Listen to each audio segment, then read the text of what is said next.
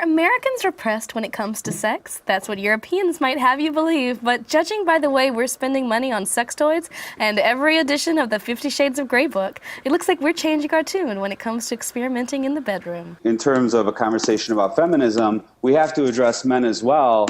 And, you know, just 10 years ago, not even 20 years ago, 10 years ago, if you asked the average guy if he used a sex toy, he would refer you to probably an LGBT community or event or something. He would be offended and afraid to admit to it.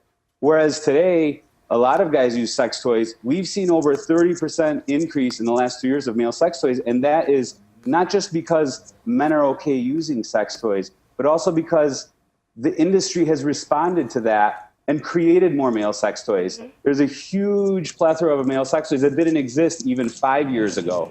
There's different lines from Japan, from Sweden, from all over the place that we're offering to guys. And in reality, it's important for guys to be open to the idea of sex toys because it's contributing to the whole holistic picture of men and women having an open conversation, an open relationship where instead of going home in the dark bedroom and turning on some nasty porn flick that's going to be your little secret, now you can talk about what you really want to do. And instead of keeping that all bottled up, you can share it together in your marriage and save your marriage. You can share it together and go to yoga together, go to the gym together. It's no longer a sin. It's a positive thing.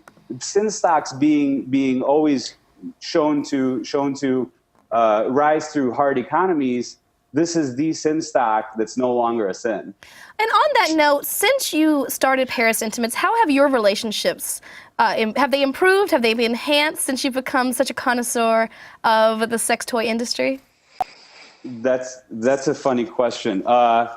Actually, I've always been the way that I am. And I think Paris Intimates hasn't had much effect on that at all. The only thing now is I look at it more as a business, which I think we share on this panel tonight. You know, you kind of end up in this bubble where you don't really see it the same way most people see it anymore after you've been dealing with all these bullets and dongs for so many years. But I think that I've always just been a really open person in any relationship that I've had. And that's the key that I'm pleased to see that it's become popular. It's become okay to talk to your girlfriend or your wife about maybe bringing a sex toy into the bedroom, and vice versa. A woman should feel totally comfortable because guys are going to love that. If you want to bring a toy into the picture, instead of in the past the guy feeling inadequate, now he's going to have an awesome pastime to share with his partner.